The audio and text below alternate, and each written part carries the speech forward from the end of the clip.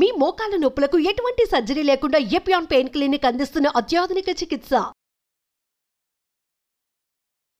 చిన్న ఇంత bowl of సరే chicken breast 100 grams chicken breast అనుకోండి, అది మెజర్. అన్ని న్యూట్రిషన్ లో మనం అన్ని స్టాండర్డైజ్ చేసేది 100 grams కి. ఓకే, 100 grams ఎవరైనా తినొచ్చు. It's a very small portion.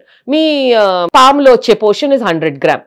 ఎవరి చేతికి అంత తినేస్తే కూడా వచ్చేస్తుంది రోజు కావాల్సిన. మీరు చికెన్ బ్రెస్ట్ తింటే 28 grams. ఓహో, 100 grams చికెన్ లో 28 grams ప్రోటీన్ ఉంటుంది. బట్ అయినా కూడా ఒక సైజబుల్ అమౌంట్ చాలు కదా. మీరు 3 గుడ్లు, పెరుగు, ఒక చికెన్, ఓకే, నైట్ ఇంకో ఒక 100 grams ఫిష్ పెట్టుకున్నారు అనుకోండి, what ever, healthy white meet చూద్దాం.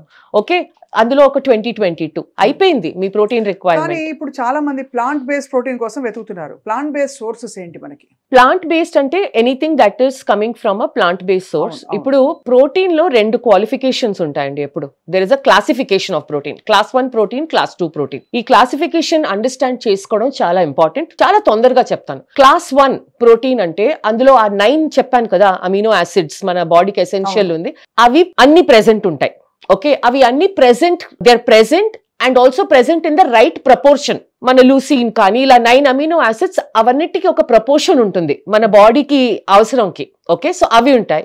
మూడోది క్లాస్ 1 ప్రోటీన్ బయో అవైలబుల్, అంటే మీ బాడీ బాగా అబ్జార్బ్ చేస్తుంది. క్లాస్ 2 ప్రోటీన్ ఒక అమినో యాసిడ్ మిస్సింగ్ ఉంటుంది, కంబైన్ చేయాలి, ఎక్కువ తినాలి for better bio availability. So now ఈ క్లాసిఫికేషన్ మీరు అర్థం చేసుకుంటే, but for soya or soy based protein, okay, dairy again animal protein అండి. మనకి చాలా కన్ఫ్యూజన్. డైరీ నుంచి వచ్చే ప్రోటీన్ ఇస్ యానిమల్ ప్రోటీన్, కానీ మనం ఇండియాలో వెజిటేరియన్స్ లార్జ్లీ లాక్టో వెజిటేరియన్, అంటే మనం డైరీ తింటాం. సో నేను let me combine not vegans, let me combine Indian vegetarian, dairy తినేవాళ్ళు. ఫస్ట్ మీకు గట్టి పెరుగు, లేకపోతే ఇప్పుడు యూ గెట్ గ్రీక్ యోగర్ట్, అది మీకు చాలా హై క్వాలిటీ ప్రోటీన్.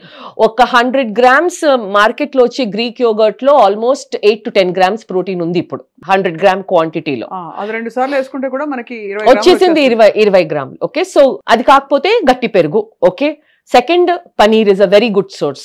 మళ్ళీ ఇప్పుడు మన ప్రోటీన్ అవేర్నెస్ ఇన్ అ వే ఇది చాలా మంచిది. ప్రోటీన్ అవేర్నెస్ ఎంత పెరిగిపోయిందంటే నౌ కంపెనీస్ లో ఫ్యాట్ పనీర్ చేస్తున్నారు. ఎందుకంటే ట్రెడిషనల్ పనీర్ లో ఫ్యాట్ చాలా ఎక్కువ.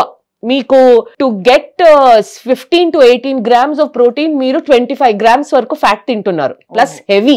ఇప్పుడు లో ఫ్యాట్ పనీర్ ఆప్షన్స్ బాగా ఉన్నాయి. ఓకే, సో అందులో it's almost as good as chicken అండి లో ఫ్యాట్ పనీర్. ఇప్పుడు 100 grams తింటే మీకు 25 grams protein, just 100 grams with about 9 grams fat, which is acceptable.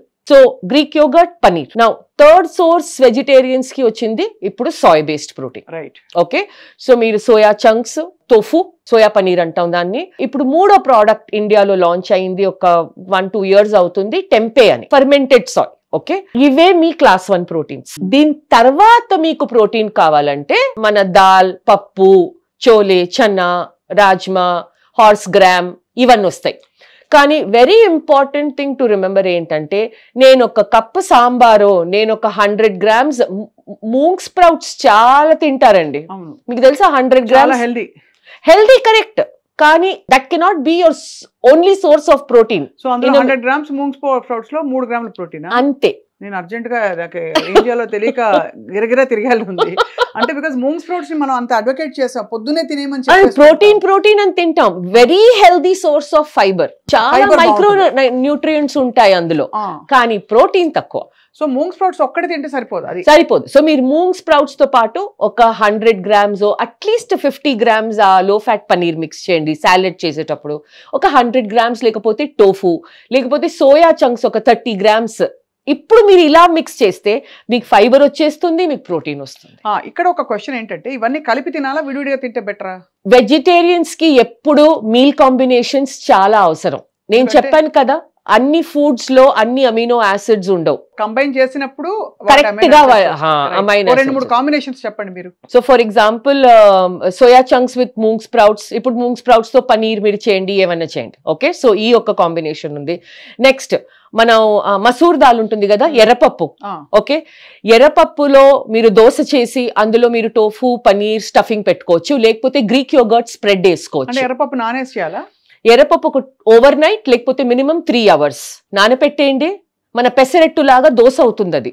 Okay why మరి పెసరట్టు తినొచ్చు కదా, అది కూడా నేను మూంగ్ ఆల్రెడీ ఒక ఆప్షన్ ఇచ్చాను, సో ఇంకో దాల్ ఆప్షన్ ఇస్తున్నాను. ఎర్రపప్పు మంచిది, ఎర్రపప్పు, కానీ దాన్ని మళ్ళీ కంబైన్ చేయాలి. అందులో మీరు ఉట్టి ఎర్రపప్పు చట్నీ తింటే కుదరదు. ఓకే, ఎర్రపప్పులో మనం దోశలో దానిలో స్టఫింగ్ ప్రోటీన్, స్టఫింగ్ మనం కొంచెం ఒక 50 grams పనీరు, ఒక 50 grams టోఫు పెట్టుకొని, లేకపోతే ఆ థిక్ గ్రీక్ యోగర్ట్ ని ఒక మంచి స్ప్రెడ్ లాగా చేసి రోల్ చేసి తినొచ్చు.